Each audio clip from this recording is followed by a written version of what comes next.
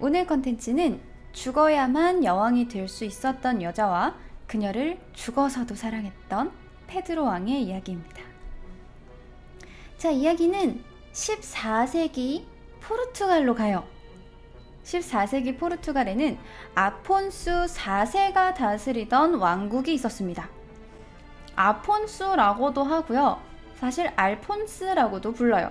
그런데 지금 이 컨텐츠에 알폰스 왕이 2명이 등장하기 때문에 일단 편의상 아폰수 4세와 알폰스로 부르도록 하겠습니다. 지금 왕은 아폰수 4세예요.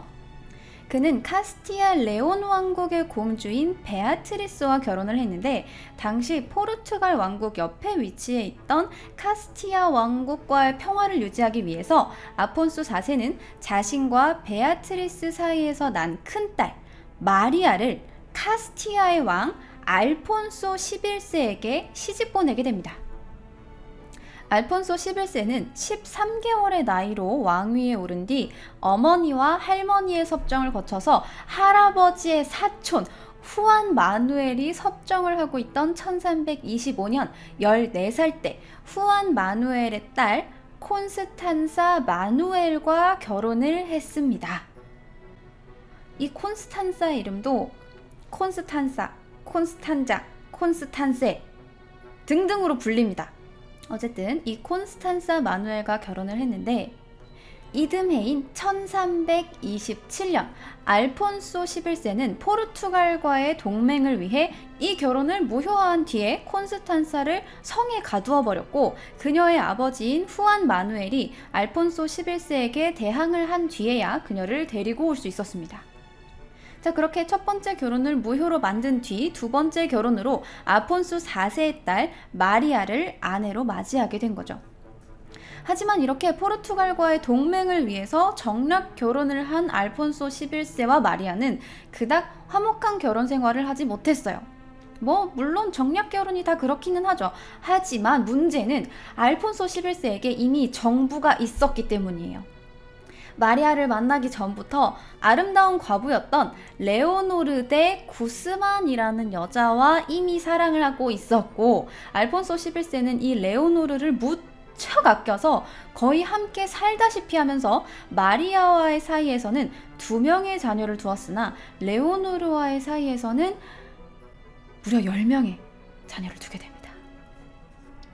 자, 그러자 이 사실을 알게 된 아폰수 4세는 카스티아와 4년 동안 전쟁을 벌이는 등 포르투갈과 카스티아는 전쟁과 평화를 거의 번갈아 반복하며 지냅니다. 자, 그러면서 아폰수 4세는 또 다른 동맹을 찾기 시작했어요. 이 알폰수 11세가 너무 괘씸하잖아요. 그쵸? 자기 딸 막 홀대하고 막 왕비로도 막 앉혀주고 정부랑 막 같이 살고 너무하지 않습니까? 거의 막 감금시키다시피 하니까. 그래서 다른 동맹을 찾게 되는데 그때 딱 눈에 들어온 사람이 누구죠? 카스티아의 왕실 혈통이자 돈 많고 지위 있었던 후안 마누엘이었어요. 마침 후안 마누엘 역시 알폰소 11세에게 딸을 시집 보냈다가 결혼이 무효당한 적이 있어서 알폰소에게 감정이 별로 좋지 않았고 그렇게 둘은 동맹을 맺게 됩니다. 자, 그럼 동맹의 기본은 뭐죠? 결혼이죠. 아폰소 4세는 딸이었던 마리아를 시집 보내긴 했지만 아직 장남인 페드로가 남아있었고 후안 마누엘에게는 알폰소 11세에게 시집이 보냈다가 무효가 되어서 다시 돌아온 돌싱이 된 딸 콘스탄사 마누엘이 있었죠. 자, 그렇게 누나 마리아와 결혼해서 매형이 된 알폰소 11세의 전 부인인 콘스탄사와 결혼을 하게 됩니다.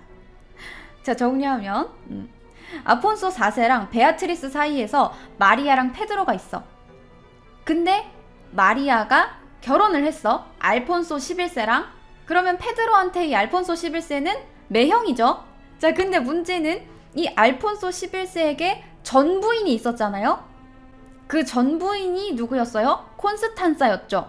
자, 근데 이 매형의 전부인인 콘스탄사가 페드로랑 결혼을 하게 되는 겁니다. 콩카루라는 이야기입니다. 네, 누나 마리아와 결혼해서 매형이 된 알폰소 11세의 전부인인 콘스탄사와 결혼을 하게 되는 겁니다. 그런데 운명인 건지 페드로는 그녀를 처음 딱 보자마자 반해버립니다.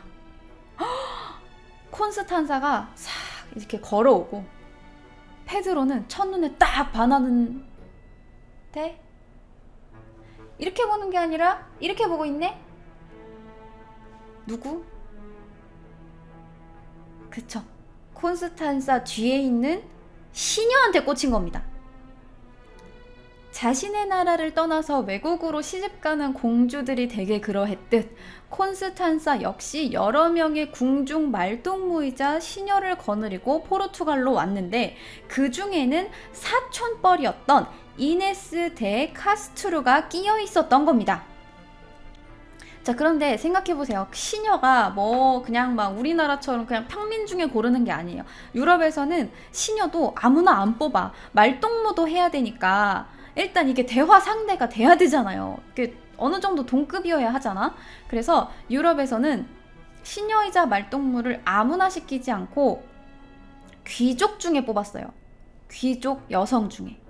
그러다 보니까 당연히 이네스 역시 사생아이기는 했지만 포르투갈 왕족과 카스티아 귀족의 혈통이었고 대지주의 딸이기도 했습니다. 자, 그리고 새 신부인 콘스탄사와 함께 온 이네스를 본 페드로가 그녀에게 한눈에 딱 꽂혀버리고 만 겁니다. 자, 그래서 이 페드로와 이네스 사이의 관계는 콘스탄사의 입장에서도 페드로의 입장에서도 이네스의 입장에서도 사실 좀 숨기고 싶은 관계였어요. 콘스탄사 입장에서는 이 둘 사이가 퍼져봤자 자기한테 좋을 게 없잖아요. 그렇죠. 아무래도 자기 위신이 깎이는 일이니까. 자기하고 동급인 다른 나라 공주도 아니고 심지어 자기가 데려온 시녀한테 꽂힌 거니까요.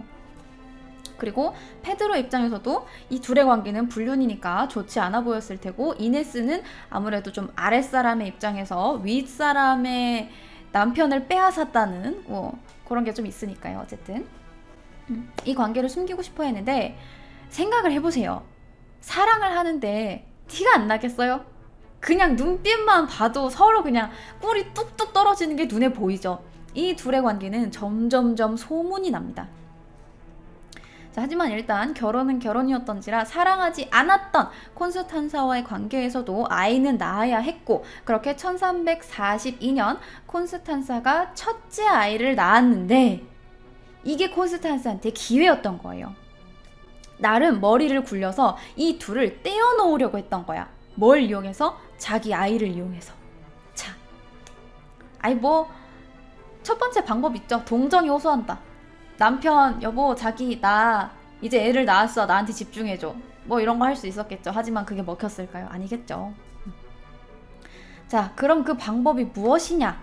그것은 바로 콘스탄사의 첫째 아이 루이스를 이 이네스의 대자로 삼았던 겁니다. 그러니까 다시 말하자면 이 콘스탄사의 첫째 아이 루이스의 데모로 이네스를 지정한 거예요. 왜냐하면 당시 교회법의 데모 정책에 따르면 한 아이의 데모가 되면 그 아이의 부모와 데모는 형제 관계가 되기 때문에 결혼을 하거나 성적 관계가 금지되기 때문입니다. 와, 기발하죠. 혈육의 자식이고 영혼 사이의 자식이에요. 그러다 보니까 둘이 형제 관계가 되는 거야. 형제 관계는 그런 거 하면 돼요, 안 돼요? 안 되죠. 가족인데요. 그러니까 자연스럽게 둘이 이어질 수 없게 만드는 겁니다.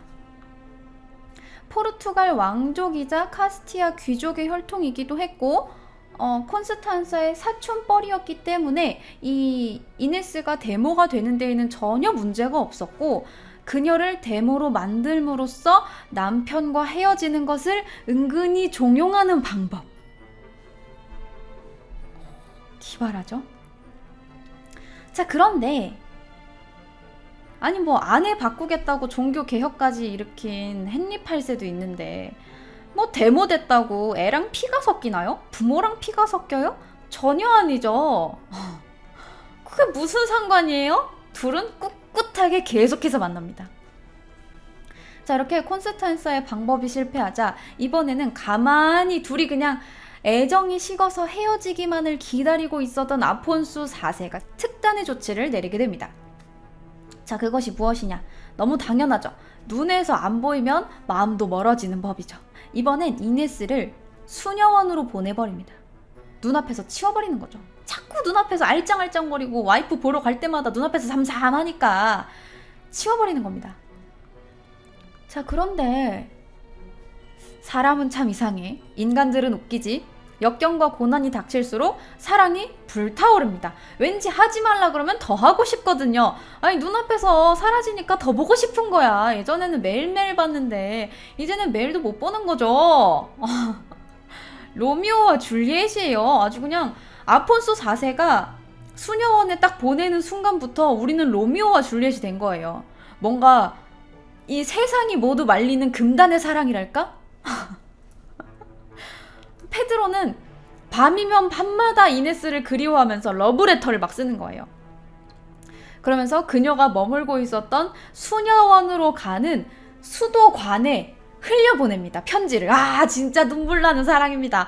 아, 진짜 눈물을 뚝뚝 흘리면서 이네스 보고 싶어 자기, 그러면서 이렇게 물 위에다가 편지를 띄우는 거예요. 그럼 이제 이네스가 그 수도관에서 기다리고 있다가 이 편지를 딱 받는 겁니다. 얼마나 감동적입니까? 참 눈물 나는 사랑입니다. 로맨틱하다잉. 자, 아들이 이렇게 뻘짓을 하고 있자 이번에는 이게 수도관을 타고 사랑이 흐르는구나. 그렇다면 수도관이 닿지 않는 곳으로 보내버리자 싶었던 아폰수 4세는 1344년 이네스를 스페인 국경 부근인 알부케르케로 보내버립니다. 추방을 시켜버린 거죠. 자, 이러면은 뭐 수도관이고 나발이고 편지 보내기도 힘들잖아요. 그쵸? 근데 또 이제 더 보기 힘들어지니까 더 보고 싶은 거예요. 더 보고 싶은 거 알죠? 방법을 찾아야죠. 페드로는 이러한 아버지의 처사에 분노하면서 오히려 더 자주 매일매일 편지를 쓰듯이 이네스에게 매일 편지를 보냅니다. 그러면서 마음을 더욱더 키워가죠. 자, 이렇게 이 둘이 꽁냥꽁냥 아주 그냥 로미오와 줄리엣 멜로 영화를 찍는 동안 연인들 사이에 끼어서 한 번도 사랑받지 못하게 안쓰럽게 살고 있던 콘스탄사가 1345년 10월 31일 페드로의 후계자가 되는 페르디난드 왕자를 낳고 불과 며칠 뒤인 11월 13일에 세상을 뜹니다. 자, 그러자 와이프가 죽어서 너무나 슬펐던 페드로는 이네스를 아예 스페인 국경에서 코임브라라는 곳으로 데려와서 같이 살기 시작해요. 심지어 둘 사이에 아이를 4명이나 낳았어요. 아예 그냥 같이 산 거야. 아니, 슬프지만 산 사람은 살아야지 뭐 이런 거 아니겠어요? 뭐 슬픈 건 슬픈 거고 여자로서 사랑해서 슬픈 건 아니니까요. 자, 아무튼 그래서 이 둘 사이에 아이를 4명이나 낳았는데 문제는 2명이 아들인 거야. 심지어 그렇게 건강하지도 않았던 적자 페르디난드에 비해서 이네스의 아들들은 매우 건강했어요. 그렇게 페드로가 이네스를 사랑하는 만큼 이네스의 형제들 역시 최측근으로 부상하게 됩니다. 페드로는 항상 이네스 가문의 남자들과 놀러 다녔고 정부의 친척인 카스티아 남자들과 사냥 가고 막 술 마시고 도박하고 정치 얘기하고 그러고 다니는 거예요. 그러니까 어떤 귀족이 불안하지 않겠어요. 문제는 이 이네스의 형제들뿐만이 아니라 카스티아에서 추방을 당했던 귀족들까지 이네스랑 함께 승승장구하기 시작한 거예요. 그냥 쉽게 말하면 라인을 타기 시작한 거예요. 추방을 당했던 귀족들이 이네스 줄을 잡은 거야. 그들의 입장에서는 총애받고 있는 이네스를 왕비로 세우고 그녀의 후손을 차기 왕으로 세우면 자기들 세상이 펼쳐질 테니까요. 이네스를 향한 페드로의 사랑이 깊어갈수록 이들의 야심도 깊어갑니다. 점점 페드로에게 너는 포르투갈 말고 카스티아에 대한 왕위 계승권까지 갖고 있는 거야. 생각을 해봐. 너네 누나도 거기 있는 거 아니야. 이러면서 점점점 꼬시는 거예요. 그래서 혹시라도 페드로가 카스티아랑 포르투갈을 먹게 되면 어차피 페드로가 죽고 나서 자기들 손으로 떨어질 그 나라가 더 땅이 넓어질 테니까. 그런 생각을 한 거예요. 자, 그래서 페드로가 이 카스티아에 대한 야심을 보이면 보일수록 점점 이 포르투갈에 있는 귀족들은 더 불안해진 거예요. 이렇듯 페드로가 이네스를 만나면서 일어나는 모든 일들은 아폰수 4세에게 위협적으로 다가왔고 당연히 페드로를 재혼시키고자 합니다. 하지만 그는 들은 척도 하지 않았고 남들이 그냥 인정만 안 했다 뿐이지 결혼 생활을 이어갔는데, 이렇게까지 이네스를 사랑하면서도 둘이 공식적으로 결혼식을 올리지 못한 이유가 있어요. 그 이유는 첫째, 죽은 지 얼마 안 된 콘스탄사 마누엘의 부와 권력을 다 가진 아버지 후안 마누엘이 두 눈 시퍼렇게 뜨고 페드로를 지켜보고 있다는 거. 자, 그리고 두 번째, 아폰수 4세가 간통에 대한 법을 매우 엄격하게 공포를 했었고 때문에 자신의 아들이 간통이라는 것을 매우 불쾌하게 여겨서 이네스를 외가리 창녀라고 부르면서 무시를 했다는 거. 그리고 세 번째, 이네스의 어머니 아버지는 모두 귀족이었고 카스티아 왕족과도 핏줄이 다 있는 좀 고귀한 혈통 같아 보였는데 사실 이네스의 부모는 결혼한 사이도 아니었고 카스티아 왕족과의 혈연도 정통성을 가진 핏줄이 아니라 서자의 후손을 통해서 이어지는 핏줄이었던 거예요. 그러니까 이네스는 정확하게 말하면 부모가 결혼하는 사이도 아니고 서자 핏줄의 심지어 사생아예요.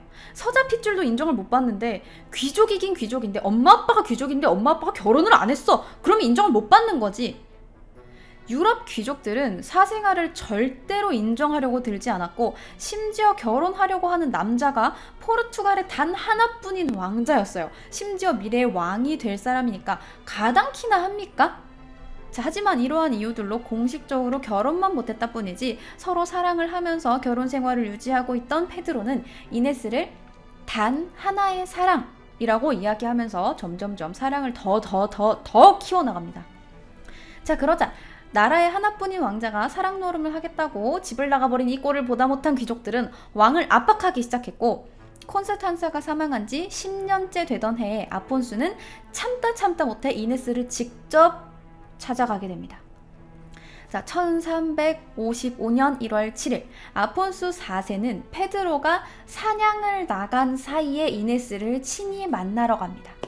자, 왕이 몸소 납시였다는 소식에 이네스는 무슨 생각을 했을까요? 드디어 내가 10년 만에 인정을 받는구나. 너무나 꿈이 부풀었겠죠. 나는 이제 아들도 둘이나 낳았으니까, 아니 왕자가 나를 이렇게까지 사랑하니까 우리는 결혼 생활을 10년이나 해왔으니까 그쵸? 10년 만에 인정을 받는구나 하면서 막 애들을 양쪽에 끼고 버선발로 막 달려나가요. 오셨어요? 시아버지? 딱 나갔는데 왕이랑 같이 온 신하가 결혼을 인정하는 게 아니라 사형을 선고해버립니다. 극단적이죠? 깜짝 놀란 이네스는 아이들을 봐서라도 제발 한 번만 용서해달라고 빌었지만 이미 일은 돌이킬 수 없었고 결국 페로 코엘류, 알바로 곤카르베스, 디오구 로페즈 파체쿠 이 세 남자가 사형 집행인으로 이네스를 이제 막 아장아장 걷기 시작한 막내랑 6살 난 둘째 앞에서 목을 베어서 처형합니다. 자, 그리고 지금도 그녀가 처형되었던 저택에 가면, 그 저택이 지금은 호텔로 쓰이고 있긴 한데 그 저택에 가면 그녀가 흘린 눈물로 샘이 되었다는 눈물의 샘이 있고 이 샘의 바닥에는 붉게 물든 돌들이 있는데 이건 이네스가 죽을 때 흘린 피가 굳어져서 돌이 됐다라는 전설이 전해져 내려오고 있습니다. 자, 그리고 이곳에 세워진 비석이 있는데 이곳에 세워진 비석에는 르네상스 시대의 포르투갈 대시인인 루이스 데 카몽이스의 애국 서사시 우스 루지아다스의 구절이 적혀 있는데요. 읽어드릴게요. 몽대고의 요정들은 끊임없이 눈물을 흘려 그녀의 슬픈 죽음을 기억에 새겼다. 그리고 영원 속의 기억을 찾아서 흘러내리는 눈물은 아름다운 샘이 되었다. 저 처형의 장소에 생긴 샘을 요정들은 이네스의 사랑이라 이름하였다. 샘은 지금도 통곡을 계속하고 있다. 보아라, 이렇게 맑은 샘이 꽃들에게 물을 주는 것을. 사랑이라는 이름의 샘에서 흐르는 눈물을. 자, 이렇게 이네스가 죽고 사냥에서 돌아와서 갑작스러운 이네스의 죽음을 전해 들은 페드로는 극도로 분노하여 미친 사람처럼 날뛰고 슬퍼했다고 합니다. 심지어 어느 정도였냐면 페드로는 자신의 지지자들을 모아서 아버지에게 대항해서 군사까지 일으키려고 했어요. 자, 그런데 이것을 어머니였던 베아트리스 왕비가 중재를 했고 이 사건은 일단락되는 듯 했으나 2년 뒤인 1357년 아폰수 4세가 사망하고 페드로가 포르투갈의 페드로 1세 국왕으로 즉위하게 됩니다. 그는 왕이 되자마자 이네스를 죽였던 사형 집행인 2명을 찾아내서 공개적으로 화형을 시켜버렸는데 화형이면 좀 너무 얌전한 거 아닌가요? 라고 생각할 수 있지만 화형시키기 전에 페드로는 몸소 잔인하게 그들의 심장을 뽑아낸 뒤에 이빨로 물어 뜯어서 갈기갈기 찢어버렸다고 합니다. 그러면서 너희는 나의 심장을 가루로 만들어 버렸으니 너희들도 마찬가지가 되어야 한다 라고 말을 했다고 합니다. 이후 페드로는 이네스와 이미 결혼한 사이다 라고 주장을 하면서 이네스와의 사이에서 낳은 아이들을 왕자와 공주에 책봉하겠다고 선언을 했어요. 자, 그러니까 신하들이 거세게 반발을 합니다. 아니, 언제 결혼하셨습니까? 우리는 못 봤는데요. 아니, 무슨 왕 결혼식이 언제 어디서 무엇을 어떻게 왜 진행됐는지 모른다는 게 말이나 됩니까? 라고 했으나 페드로는 꿋꿋하게 분명 결혼했지만 기억이 나지 않는다 라고 주장했고 신하들이 인정하지 않자 페드로는 그래? 그렇다면 너네들이 원하는 그 결혼식, 대관식 까짓 거 내가 해줄게 라고 하면서 페드로는 이네스의 시신을 무덤에서 파내오라고 명령한 뒤에 이미 한참 부패가 된 이네스의 시신을 데려와서 왕실 로브를 입히고 온갖 장신구로 화려하게 치장을 시킨 뒤에 왕비의 자리에 앉히고 머리에는 왕비의 관을 씌워 이네스를 왕비로 즉위시킵니다. 그런 뒤에 페드로는 왕비인 이네스에게 충성을 맹세하라고 신하들에게 명하게 됩니다. 자, 그런데 당시 충성을 맹세하는 의식은 무릎을 꿇고 손에 키스를 하는 것이었는데 직접적이었든 아니었든 그녀를 죽음으로 몰아넣었던 왕궁의 사람들은 지위고하를 막론하고 모두가 한 명씩 앞으로 나와서 이목구비를 알아볼 수 없을 정도로 부패가 되어서 냄새가 나고 뼈만 남은 이네스의 손등에 입을 맞추면서 충성을 맹세하게 됩니다. 자, 그리고 그 장면을 모두 본 뒤에야 페드로는 다시 이네스의 장례식을 제대로 치러주었고 이네스의 시신이 왕비로 즉위하게 되면서 이네스의 자식들은 비록 왕위를 잇진 못했지만 모두 왕자와 공주의 칭호를 얻게 됩니다. 아마 페드로의 입장에서는 이네스가 자신의 부인임을 입증을 하고 자기 아이들이 사생아로 불리지 않기를 바랐던 것 같아요. 정말 사랑했던 여자와의 아이들이니까요. 자, 그리고 정말 실제로 페드로는 단 하나의 사랑이라는 말이 진짜였던 건지 죽을 때까지 다시는 결혼을 하지 않았고 왕비 자리를 언제나 이네스의 몫으로 남겨두게 됩니다. 자, 그리고 당시 왕실 사관이었던 페르낭 로페즈의 기록을 보면 왕비의 관을 쓴 그녀의 모습을 상판에다 새긴 석관을 만들도록 지시하고 알코바카 수도원에 모시게 했다. 그녀의 유해는 긴 행렬 속에 수도원에 도착했고 모든 왕실의 의전이 총동원된 이 행렬에서 그녀의 관은 기사들이 어깨에 메고 갔으며 수많은 귀족과 평민들, 성직자들이 뒤를 따랐다. 행렬이 진행되는 양편에는 모든 사람들의 손에 촛불이 들려 있었고, 그래서 이 긴 행렬은 마치 무수한 촛불들 사이를 통과하는 것 같았다. 그것은 포르투갈 역사상 가장 장대하고 장엄한 장례 행렬이었다. 이 행렬은 약 85km 떨어진 수도원에 도착하여 수많은 시민들이 애도하는 가운데 안치되었다. 이후 페드로는 자신도 죽은 후에 그곳에 함께 있고 싶어 했으며, 나중에, 이게 초반에는 약간 좀 치세가 불안정한데 나중에는 조금 더 안정이 되거든요. 그리고 이후 죽고 난 뒤에 소망대로 그녀와 함께 안치가 됩니다. 자, 그리고 지금도 이 성당에 가면 페드로랑 이네스의 관이 발을 맞대고 서로 마주보고 있는 걸 볼 수가 있습니다. 자, 페드로가 이렇게 굳이 마주보고 관을 배치한 이유는 성경에 나오는 구절인 심판의 날에 모든 죽은 자가 부활하리라 라는 것 때문에 그런데요. 심판의 날이 와서 자신과 이네스가 부활하는 순간 관뚜껑을 열고 딱 일어났을 때 보는 사람이 서로였으면 좋겠다고 생각을 했던 거예요. 뭔지 알겠죠? 다시 부활해서 가장 먼저 보는 사람이 이네스와 페드로이길 바랬던 거죠. 그리고 이 관에는 그들이 함께 나누었던 추억이 밑에 이렇게 조각이 다 되어 있고요. 그들이 세상이 끝나는 그날까지 함께 할 것이라고 적혀 있다고 합니다. 자, 그래서 이들의 사랑은 아까 그 시로도 남아있고, 프랑스 극작가인 앙리드 몽테를랑의 극 죽은 여왕 등 수많은 문학 작품과 영화로 재탄생되게 됩니다. 자, 오늘 있었던 이 이네스와 페드로 이야기 여러분들 재미있게 들으셨나요? 오늘 이야기는 여기까지입니다.